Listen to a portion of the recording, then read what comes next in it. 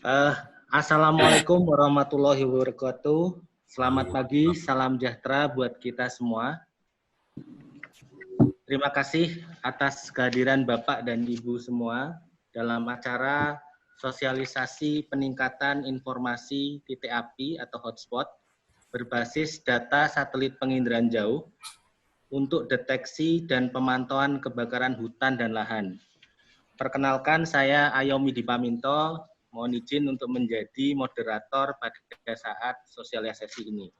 Kami juga mohon kepada Bapak Ibu pada saat paparan untuk memute-kan speakernya dan mendisable kameranya. Terima kasih telah hadir bersama kami.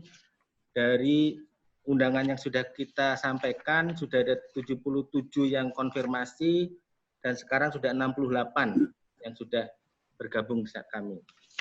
Perkenankan saya membacakan susunan acaranya terlebih dahulu. Jadi nanti ada pengantar dari Dr. Orbita Rosvintiarti, Deputi Bidang Penginderaan Jauh. Kemudian dilanjutkan dari paparan oleh Dr. Rohis Komarudin, Kepala Pusat Pemanfaatan Penginderaan Jauh, dan demo oleh Andi Indrajat. Dilanjutkan diskusi dan tanya jawab. Untuk menyingkat waktu, kami persilakan Dr. Orbita Rosvintiarti untuk memberikan pengantar dan sambutan. Waktu dipersilakan, Ibu. Terima kasih Pak Ayom. Bismillahirrahmanirrahim. Assalamualaikum warahmatullahi wabarakatuh. Waalaikumsalam. Selamat pagi dan salam sejahtera untuk kita semua.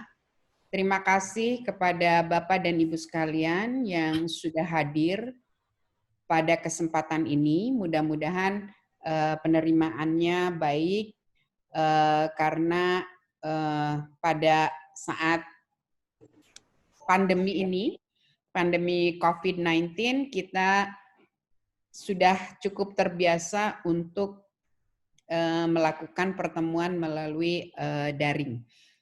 Bapak dan Ibu sekalian, perlu saya sampaikan bahwa kita sudah memasuki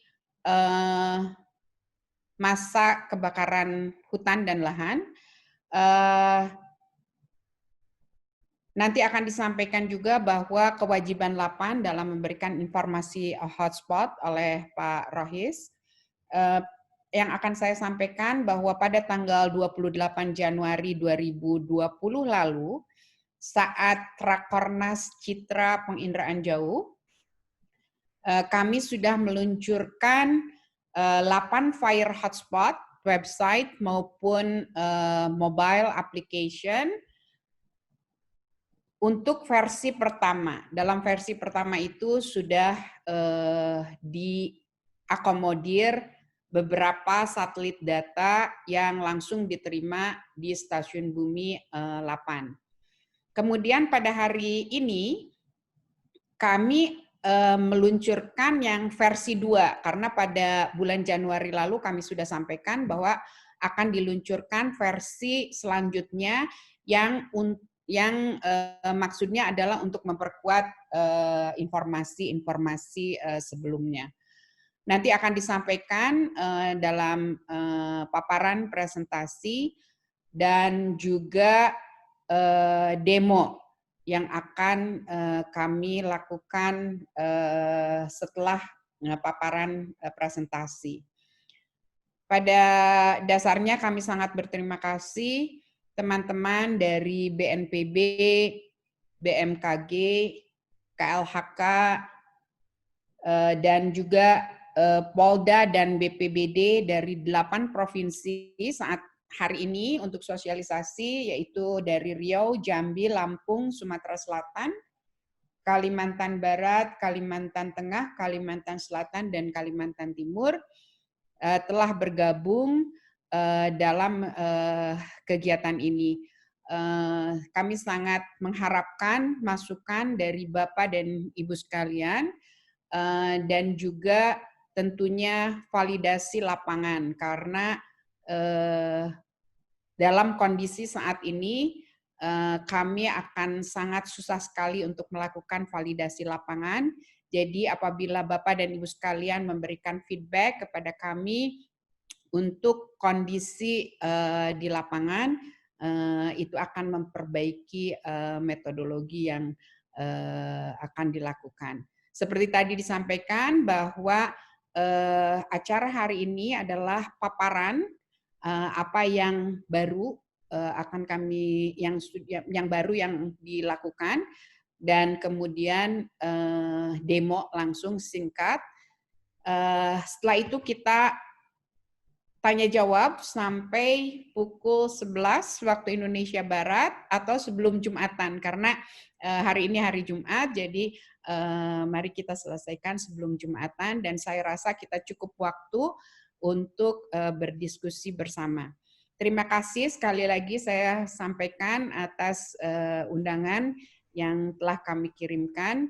Mudah-mudahan nanti kita akan mendapatkan diskusi yang baik. Terima kasih, saya kembalikan ke moderator Pak Ayom. Terima kasih Ibu Orbita atas sambutan dan kata pengantarnya. Semoga menambah semangat pagi ini untuk kita dapat mengikuti update dari sistem penyediaan hotspot yang telah disiapkan. Sebelum mulai pada paparan, saya ingin kita untuk foto bersama dulu, karena kebetulan pesertanya sudah 82. Mohon izin untuk menghidupkan kamera masing-masing. Kemudian kita minta tolong host, panitia untuk mengcapture. Waktu 2 menit. Mohon senyum yang terbaik Bapak dan Ibu. Baik, Pak. Tolong diaba-aba Mas Tu kalau sudah selesai. Oke, saya capture 1, 2.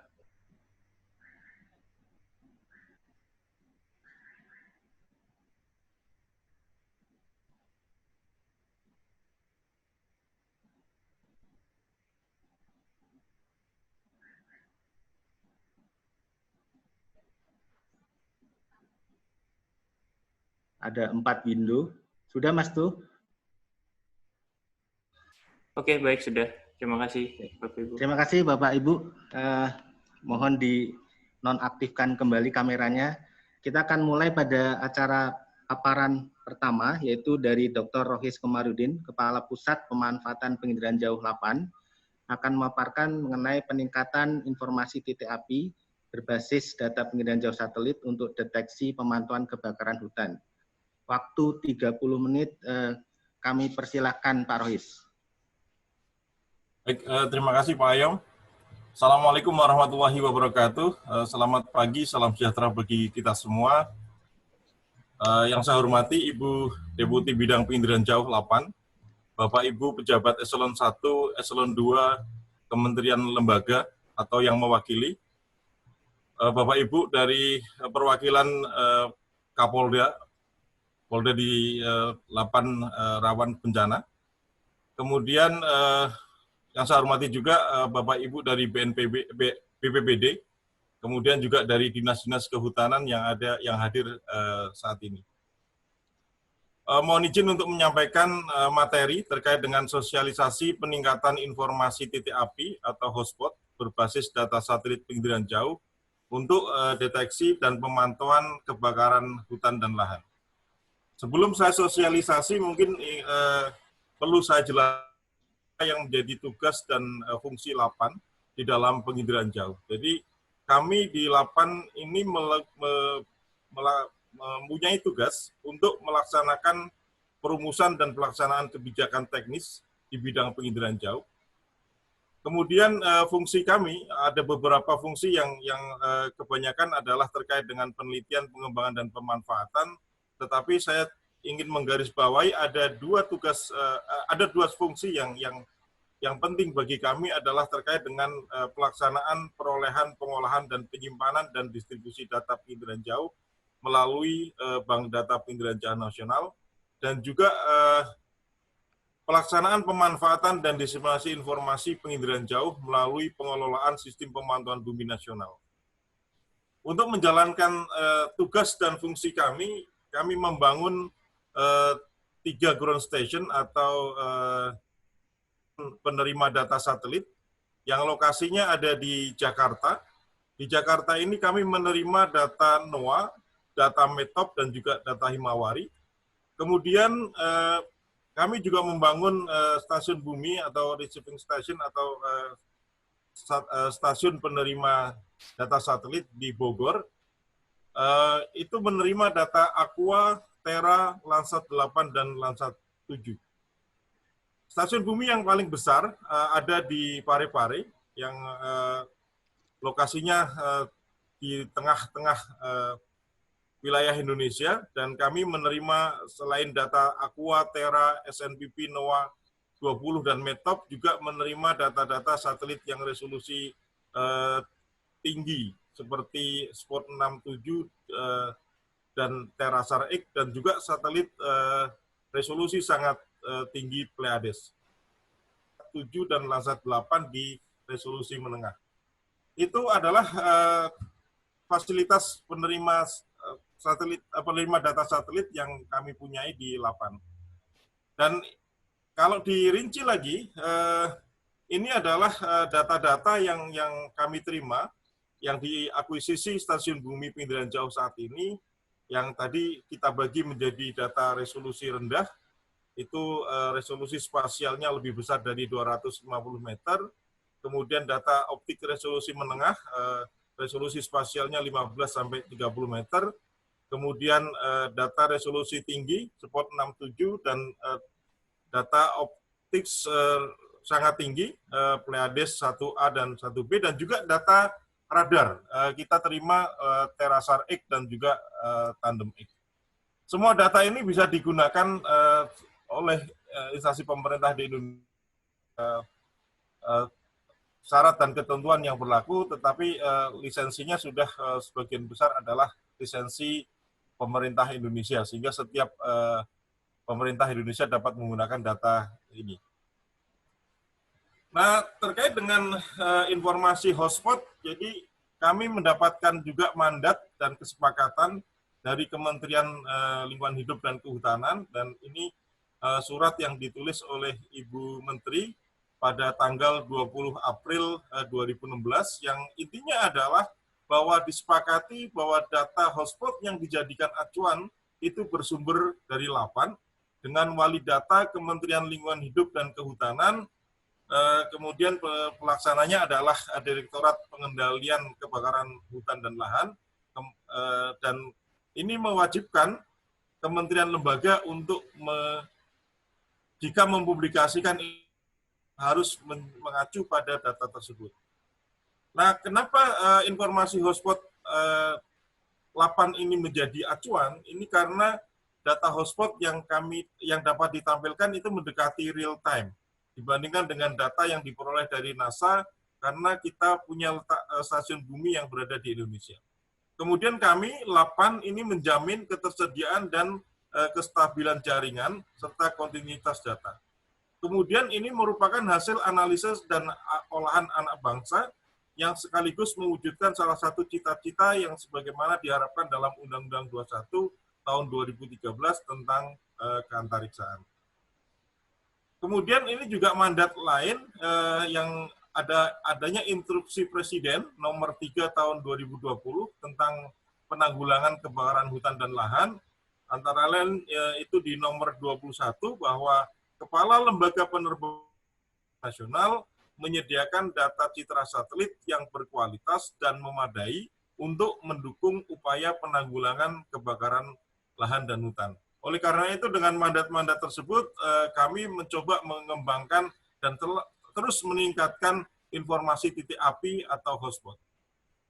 Sekaligus untuk mengingatkan kembali ke Bapak Ibu sekalian, kalau terkait dengan definisi dari hotspot, karena ini penting diingatkan karena kadang-kadang masih beberapa masih belum paham terkait dengan definisi titik api atau hotspot. Jadi definisi hotspot adalah indikator kebakaran hutan atau lahan yang terdeteksi dari suatu lokasi yang memiliki suhu relatif tinggi dibandingkan dengan suhu sekitarnya. Hotspot umum digunakan sebagai indikator awal kebakaran hutan atau lahan di suatu. Kelebihan dari hotspot ini yang diperoleh dari data satelit adalah near real time, cakupannya luas. Jadi cakupan luas satelit itu bisa, kalau Terra Aqua Modis itu bisa sekitar 230 kilo kali 230 kilo sekali potret. Kemudian juga murah. Namun ada keterbatasan bahwa ada tutupan awan. Jadi jika terjadi ada tutupan awan, maka hotspot tidak bisa terdeteksi. Dan kemudian terkait dengan verifikasi lapangan, ini juga perlu analisis untuk dihitung bagaimana akurasi dari informasi hotspot tersebut. Ini adalah gambaran perbandingan antara kejadian kebakaran lahan di lapangan dan informasi hotspot yang direpresentasikan dari data satelit. Ini paling kiri, itu jika terjadi kebakaran satu kejadian di suatu tetapi kecil, ini bisa direpresentasikan sebagai satu hotspot di satelit. Ada yang di tengah, ini ada 2 kejadian kebakaran, tetapi masih radiusnya masih dalam radius 1 km, radius pixel, maka juga itu bisa jadi hanya direpresentasikan dalam citra, itu informasi hanya cuma 1 hotspot, padahal itu ada 2 kejadian. Kemudian yang paling kanan adalah ada kejadian kebakaran yang sangat besar, dan juga 1 kejadian atau 2 kejadian, ini direpresentasikan menjadi 4 koordinat hotspot, karena kejadiannya sangat besar sehingga panasnya lebih tinggi, sehingga hotspotnya bisa digambarkan menjadi hotspot, padahal itu hanya 1 atau 2 kejadian yang sangat besar. Jadi ini adalah representasi dari bagaimana kebakaran lahan di lapangan dibandingkan dengan informasi yang ada ditampilkan dari satelit.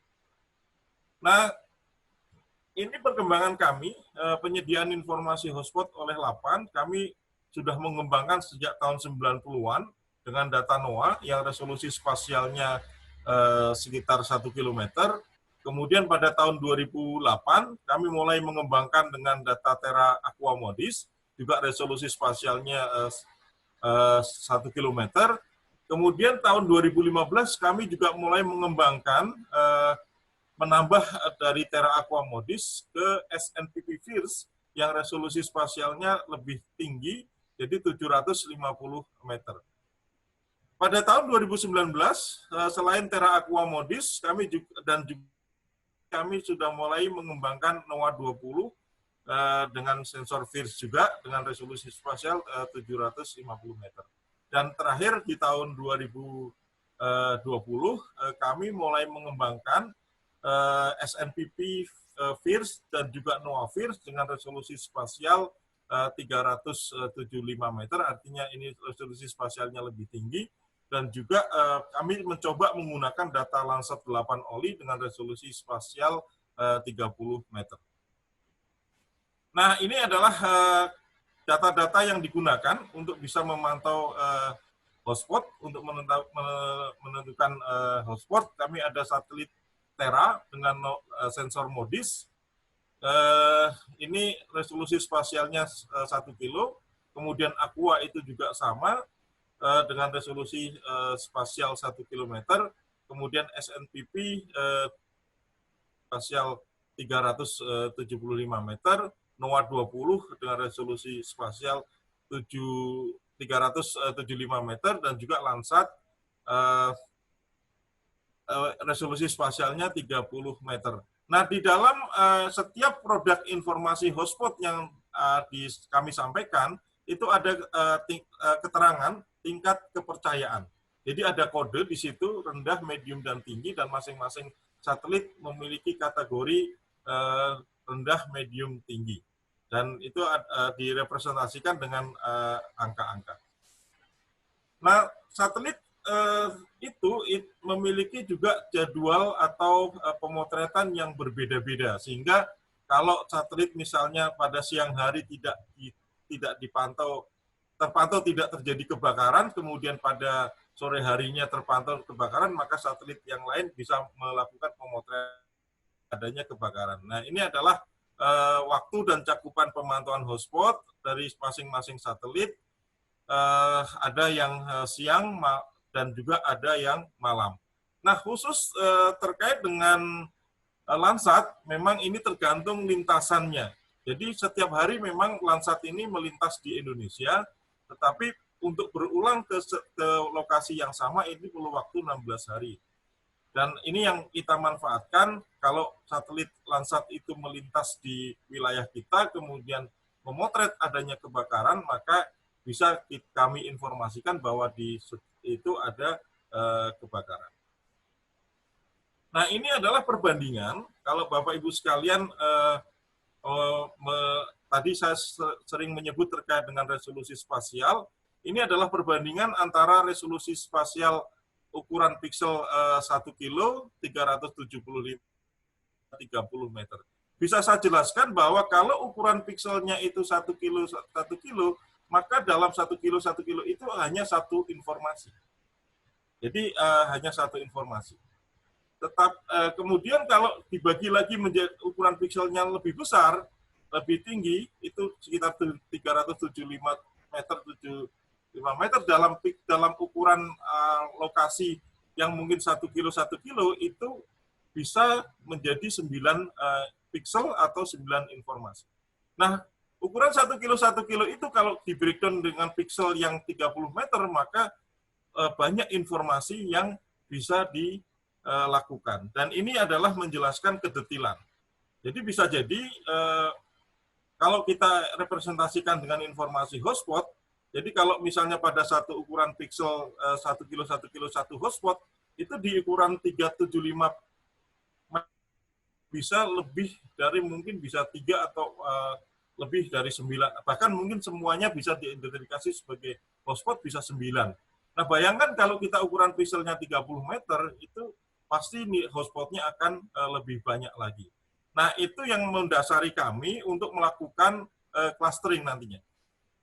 Ini adalah perbandingan pola sebaran hotspot bulanan berdasarkan resolusi spasial, dan nampak di resolusi spasial 375 meter ini informasi hotspotnya lebih banyak dan lebih detail, dan informasinya lebih tajam. Tetapi pada Landsat, karena pada bulan ini tidak ada yang melintas atau sebenarnya ada tapi tertutup awan, maka tidak ada terdeteksi hotspot dengan data Landsat 8. Nah, ini contoh juga perbandingan data yang resolusi spasialnya 1 kilo dengan resolusi spasial 375 meter, dan ini menggambarkan bahwa informasinya lebih detail. Ini lagi contoh informasi yang lebih detail tadi, 375 dan 30 meter. Informasinya lebih rapat lagi untuk yang 30 meter, namun memang jumlah hotspotnya akan tambah semakin banyak karena jumlah piksel yang terdeteksi hotspot itu akan banyak. Nah, ini yang mendasari kami untuk melakukan clustering hotspot supaya lebih tajam dan lebih akurat bahwa memang yang hotspot yang kami identifikasi adalah benar-benar hotspot yang terjadinya kebakaran lahan dan hutan. Nah, tujuannya adalah mengidentifikasi jumlah hotspot, terutama pada resolusi spasial menengah 30 meter, kemudian membuat hotspot pada piksel yang bersebelahan menjadi satu klaster hotspot. Jadi yang kalau bergerombol itu kita jadikan satu klaster hotspot. Jadi ini juga membuat RGB yang untuk fire heat intensity-nya yang di-overlay dengan titik hotspot untuk memudahkan validasi visual. Jadi salah satu hal yang juga bisa memudahkan validasi visual. Nah, metode clustering ini dilakukan satelit per waktu, kemudian titik tengah cluster ditentukan dengan metode rata-rata koordinat piksel yang berimpit. Jadi nanti koordinatnya dianggap sebagai koordinat rata-rata. Nah, ini adalah metode. Jadi Pixel yang berhimpitan apabila antara dua titik yang berdekatan memiliki jarak n, jadi akan dianggap sebagai satu informasi, misalnya 3 kali 30 meter, kemudian satu untuk Landsat, yang untuk SNPP 1,5 kali 375 meter, untuk Terra Aqua 1,5 kali 1 kilometer. Nah, karena di setiap informasi satelit itu ada nilai tingkat kepercayaan, ini nilai tingkat kepercayaan adalah pembulatan dari nilai tingkat kepercayaan pixel di dalam cluster. Jadi kalau banyak hotspot di situ, kita misalnya semuanya 90, ya kita ini kepercayaannya 90%. Nah, lokasi administrasi, biasanya titik hotspot itu memiliki lokasi administrasi. Ini merupakan lokasi modus, jadi lokasi mayoritas dari titik hotspot yang ada. Jadi kalau misalnya ada 5 hotspot, 4 ada di kecamatan A, kemudian 1 ada di kecamatan B, maka itu dianggap sebagai di kecamatan A yang ada di klaster tersebut. Karena ya, ini adalah kualitas dari pixel anggota. Kemudian radius cluster ini adalah akar dari jumlah luas pixel, kemudian kita bisa hitung bagaimana radius dari titik koordinat yang diklasterkan. Nah, ini contoh clustering hotspot, bahwa kalau ada beberapa titik hotspot yang misalnya ini 4 titik yang berdekatan, kemudian ini ada 2 titik berdekatan, maka ini yang 1 ini dianggap sebagai 1 titik hotspot, ini yang 2 ini juga dianggap sebagai 1 titik hotspot di clustering. Kemudian clustering juga membedakan jika satelit berbeda. Ini titik hotspot yang ada di sini, yang ada di tengah ini berdekatan. Tetapi karena diperoleh dari satelit berbeda, maka clusteringnya ini dilakukan menjadi 2, jadi diklasterkan jadi 2 titik hotspot. Jadi tidak 1. Tapi kalau ini satelitnya sama, maka ini akan dianggap sebagai 1 cluster.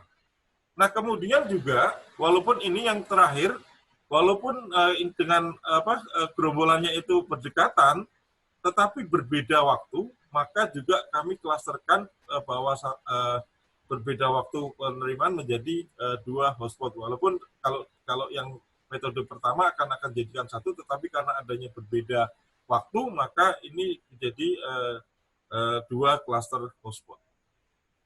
Kemudian ini contoh clustering.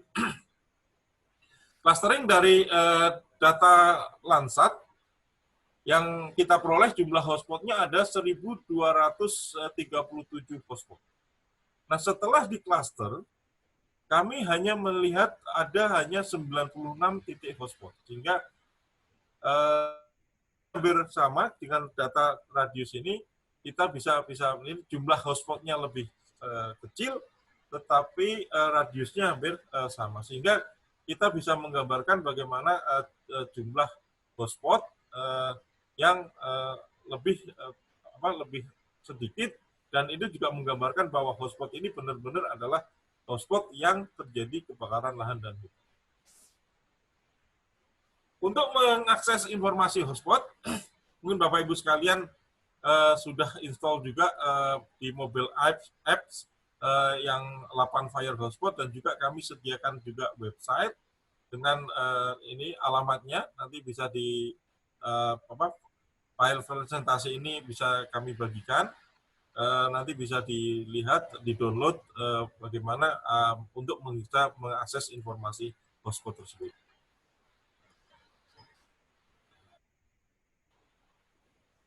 Nah, ini fitur yang tersedia di dalam aplikasi tersebut. Fiturnya ada wilayahnya untuk Indonesia, kemudian terdiri dari 34 provinsi, kemudian bisa pencarian sampai level kecamatan. Kemudian waktu ada 24 jam terakhir, 40 jam terakhir, 72 jam terakhir, dan juga ada periode waktu tertentu yang bisa dilihat per periode. Kemudian tingkat kepercayaan bisa dilihat rendah, medium, dan tinggi, medium dan tinggi, dan juga hanya tinggi. Jadi bisa tingkat kepercayaannya bisa dilihat semuanya, apakah rendah, medium, dan tinggi, juga hanya medium dan tinggi saja, atau dengan hanya tinggi. Kemudian di situ ada metodenya, bisa dilihat per pixel, bisa dilihat per cluster, juga bisa juga dilihat image RGB-nya, RGB data satelitnya, maksudnya supaya dilakukan validasi dan verifikasi, dan juga overlay dengan fire heat intensity. Nah, ini contoh informasi yang kami kumpulkan, jumlah hotspot dari dengan data Terra Aqua Modis dengan resolusi spasial 1 km. Ini selama Januari sampai Juni, Rio memang masih nomor 1 di dalam jumlah hotspot. Kemudian ada Jambi dan Sumsel yang banyak hotspotnya. Kemudian ini dengan data NOAA 20, ini juga Rio masih jumlah hotspotnya juga paling tinggi. Kemudian dengan Landsat juga jumlah hotspot di Rio juga masih paling tinggi. Jadi dari perbandingan berapa memang menggambarkan hampir sama jumlahnya baik untuk setiap provinsi. Nah, ini untuk Kalimantan Timur ini juga masih paling tinggi untuk di bulan Januari sampai Juni. Kemudian juga dengan data FIRS dan dengan SNPP dan NOAA 20, ini juga Kalimantan juga masih paling tinggi. Juga dengan data Landsat, Kalimantan Timur juga masih paling tinggi. Nah, sebagai penutup, jadi kami bahwa peningkatan informasi hotspot ini telah kami lakukan di Lapan dengan menyediakan informasi hotspot dari berbagai resolusi spasial. Nah, keuntungannya adalah kalau dengan data satelit, banyak data satelit, maka kalau data satelit satunya lewat tidak memotret kebakaran, data satelit bisa memotret jika terjadi kebakaran pada waktu berikutnya. Kemudian informasi hotspot diupdate secara near real time setiap satelit melintas di Indonesia. Jadi setiap melintas di Indonesia, waktunya dari data tersimpan di ground station itu sekitar 30 sampai 60 menit ya Pak Ayom ya. Kemudian informasi hotspot dapat diakses melalui website yang sudah tertera di situ. Dan kami akan terus melakukan peningkatan informasi hotspot ini. Tentunya juga hari ini kami mengundang Bapak Ibu sekalian juga selain sosialisasi, juga selain ingin mendapatkan feedback yang terjadi di lapangan seperti apa, sehingga itu akan menjadi bahan masukan bagi kami untuk meningkatkan produk informasi baik dari sisi kualitas maupun ini. Ini Bapak Ibu sekalian, untuk kontak person ada di Pusat Pemanfaatan Pengindran Jauh dengan email humas.puspaja@lapan.go.id, ada nomor WhatsApp-nya juga. Jadi jika ingin melakukan komunikasi dengan kami, memberikan masukan, memberikan saran terhadap informasi yang kami hasilkan, maka itu bisa dilakukan dengan menggunakan kontak yang ada di sini. Dan hari ini kita bisa berdiskusi bersama. Kami mohon juga masukan-masukan, karena ide clustering ini juga disampaikan oleh beberapa user untuk bisa menggambarkan bagaimana kalau hotspot yang bergerombol, karena banyak kesulitan bahwa jumlahnya banyak, sedangkan itu ada terjadi di lokasi yang sama, sehingga kami membangun suatu metode clustering. Demikian Bapak Ibu sekalian yang dapat saya sampaikan. Saya kembalikan ke moderator. Assalamualaikum warahmatullahi wabarakatuh. Waalaikumsalam warahmatullahi wabarakatuh. Terima kasih Pak Rois atas paparan yang sangat informatif. Jadi Pak Rois sudah menjelaskan landasan hukum dan tugas fungsi Lapan dan pengembangan yang selama ini telah dilaksanakan. Harapannya pengembangan terakhir ini akan meningkatkan kapasitas maupun akurasi dari sistem yang bisa mendeteksi hotspot. Mohon tahan dulu pertanyaannya, Bapak Ibu juga bisa menuliskan pertanyaan pada chat. Nanti kita akan bahas di sesi diskusi dan tanya jawab. Sebelumnya ada pengumuman, jadi baik bahan paparan maupun demo akan di-share di chat, mohon diperiksa linknya untuk dapat di-download. Kemudian kami akan menyiapkan sertifikat untuk para peserta, sehingga mohon form absennya diisi dengan nama lengkap, agar nama pada sertifikat bisa sesuai. Mungkin itu. Selanjutnya kita akan lanjut pada agenda selanjutnya, yaitu demo 8 Fire Hotspot oleh Mas Andi Indrajat. Harapannya demo ini bisa menggambarkan tadi yang sudah dipaparkan Pak Rohis, peningkatannya seperti apa, dan kapasitasnya seperti apa.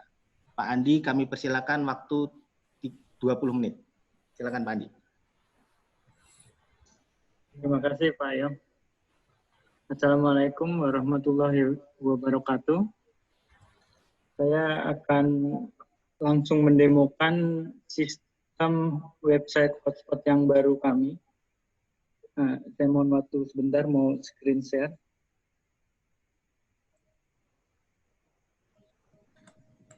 Oke. Jadi ini tampilan website hotspot kami yang baru.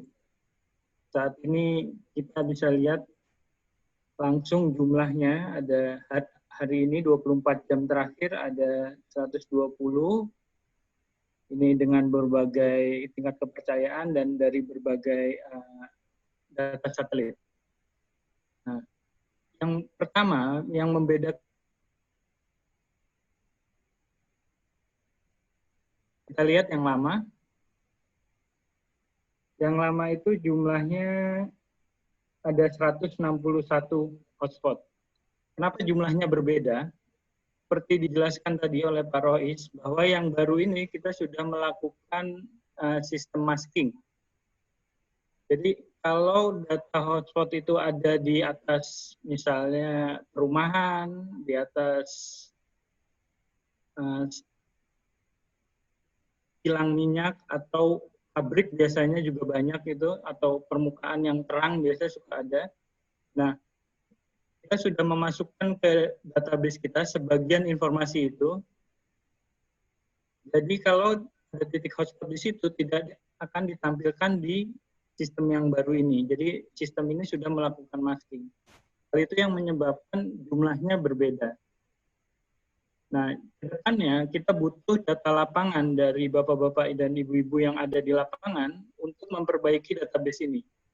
Jadi akan semakin memperkecil kesalahan akibat adanya titik hotspot yang bukan dari kejadian kebakaran. Saat ini memang database-nya masih belum banyak, jadi input ini emang sangat diperlukan. Kami ada rencana akan menambahkan lahan baku sawah atau data sawah. Ini untuk menghindari juga adanya titik hotspot yang di sawah, terutama itu sering di intensity ini. Warna yang merah menyala itu merupakan tempat kebakaran. Itu kemampuan dari yang baru ini bisa menampilkan RGB fire heat intensity dari titik hotspot itu. Jadi dari titik hotspot itu diambil dari data apa, dia bisa tampil di sini. Kemudian yang baru juga itu kita juga bisa menampilkan fire heat intensity dari data raster. Misalnya kita mau menampilkan data Landsat. Ini di sini di layer di layernya bisa kita tambahkan di sini. Saya mau nambahkan data Landsat, seluruh data Landsat di tahun 2020 misalnya. Landsat 8, 20, 20. Nah, ini saya tampilkan dari Januari, 1 Januari sampai data hari ini misalnya. Nah, sekarang saya mau pilih lokasi di mana lokasi yang akan saya tampilkan. Misalnya di sini. Jadi kita cukup taruh titik saja. Kita tinggal dari titik itu finish, dia udah sampai sini, kita pilih data satelit yang mau ditampilkan, tipenya, dan dia akan tampil data satelit, seluruh data satelit yang ada di 8 yang kita miliki dari data Landsat 8 dari awal 1 Januari. Ini ada tanggal 13 Januari, dia akan langsung ganti.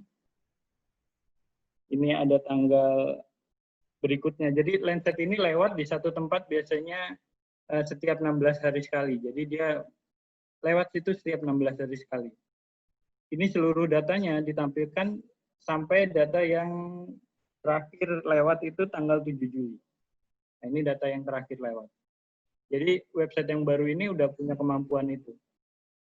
Nah, kalau yang lama kita juga bisa, seperti yang kita lihat di sini, ada download CSV, jadi download file hotspotnya sebagai CSV. Di sini juga ada, jadi kita klik di bagian hotspot ini. Kita mau lihat nih, hotspot hari ini ada 111. Kita download. Kita tinggal buka.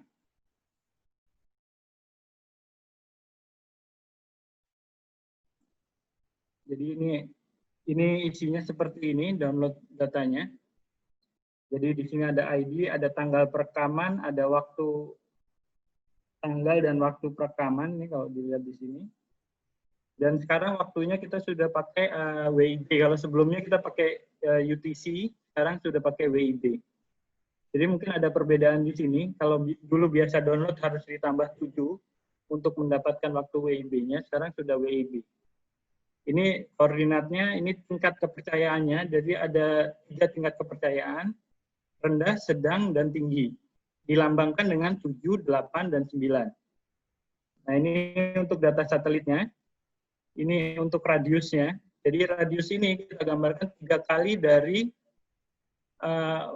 resolusi pikselnya. Jadi kalau modis itu 1 kilo, dia radiusnya 3 kilo jadi. Kalau SNPP kita pakai yang 375, jadi resolusinya jadi 1125. Nah, kenapa ini ada resolusi yang 1500 dan 1250? Karena kita menggunakan tadi tipe datanya, tipe clustering yang kita download. Nah, kalau tipe clustering artinya kalau dia bukan 1125, itu berarti dari beberapa data satelit SNPP. Jadi ini sebenarnya jumlah clusteringnya, jumlah radius clusteringnya berbeda dengan yang tanpa clustering. Kalau yang tanpa clustering ya cuma 3 kali dari resolusi spasialnya. Sekarang kita kembali lagi ke sini. Itu tadi untuk download CSV-nya kita bisa langsung download. Lalu untuk tadi kalau kita menampilkan RGB, kalau nggak bisa. Jadi terkadang kita menampilkan RGB itu nggak bisa. Pertama, kalau dia nggak muncul ini, itu artinya data malam. Jadi RGB-nya ini hanya bisa ditampilkan untuk data siang. Di sini kan ada yang udah nggak muncul, ini berarti data malam. Kalau dia muncul tapi tidak bisa diklik, itu biasanya datanya ada pada saat itu, tapi panjang lintasannya terlalu pendek. Jadi kalau terlalu pendek, kita ada kriteria nggak bisa untuk menampilkan RGB-nya. Nah, selain itu juga kadang kita klik titiknya, tapi nggak keluar RGB-nya misalnya. Nah, kadang tuh kan suka nggak keluar kalau kita zoom-nya terlalu tinggi. Jadi kalau kita zoom-nya terlalu tinggi, coba kita ulang lagi ya. Kita zoom. Nah, ini saya zoom-nya agak tinggi kan. Saya coba tampilkan. Nah, di sini seakan-akan nggak keluar kan. Tapi kalau kita ubah zoom-nya, kita jauhkan, itu dia bisa tampil. Kalau udah tampil, kita juga bisa zoom lagi. Itu dari sisi untuk melakukan ini. Terus untuk update-nya, untuk versi mobile saat ini menggunakan versi yang sama, versi 1 yang diupdate tahun 2020, awal Januari 2020. Jadi yang di mobile belum melakukan sistem clustering. Tapi kita akan usahakan untuk melakukan update yang di ini menjadi sistem clustering. Saya rasa itu saja yang perlu saya sampaikan di sini. Saya kembalikan ke Bapak Moderator. Terima kasih Pak Andi Indrajat. Menarik sekali demonya. Jadi sudah ada fitur masking atau filtering untuk area tertentu yang diidentifikasikan bukan hotspot. Kemudian sudah ada clustering dan juga dilengkapi dengan base map yang menarik. Jadi Bapak Ibu bisa mengoverlay hotspot dengan base map maupun dengan informasi fire heat intensity.